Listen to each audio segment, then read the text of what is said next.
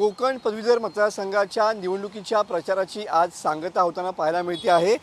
कोकण पदवीधर मतदारसंघातून एकूण 13 उमेदवार या ठिकाणी रिंगणामध्ये आहेत।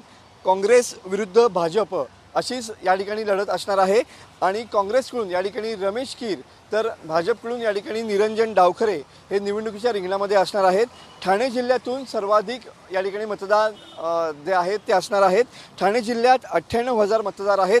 त्याखालोखाल रायगड जिल्ह्यात 54,000 मतदार, पालघर जिल्ह्यात 28,000 मतदार, रत्नागिरी जिल्ह्यात 22,000 मतदार तर सिंधुदुर्ग जिल्ह्यात 18,000 मतदार या ठिकाणी असणार आहेत।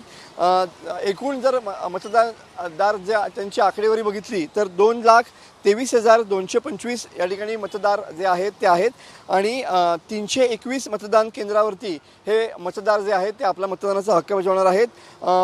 पुरुषांची मतदार जे संख्या जी आहे ती अधिक आहे आणि एकूण कोकणातल्या 48 तालुक्यामध्ये 26 जूनला या ठिकाणी मतदान होणार आहे आणि 1 जुलैला या कोकण पदवीधर मतदारसंघाची मतमोजणी देखील या ठिकाणी होताना पाहायला मिळणार आहे। त्यामुळे या मतदारसंघातून बाजी कोण मारतो याचीच उत्सुकता सर्वांना लागून राहिलेली पाहायला मिळते।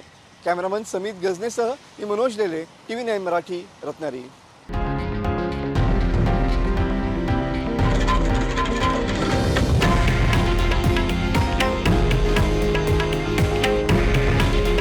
हे आहे देशातील नंबर 1 न्यूज नेटवर्क आणि आपण पाहत आहात TV9 मराठी। काळजी तुमची, हित महाराष्ट्राचं।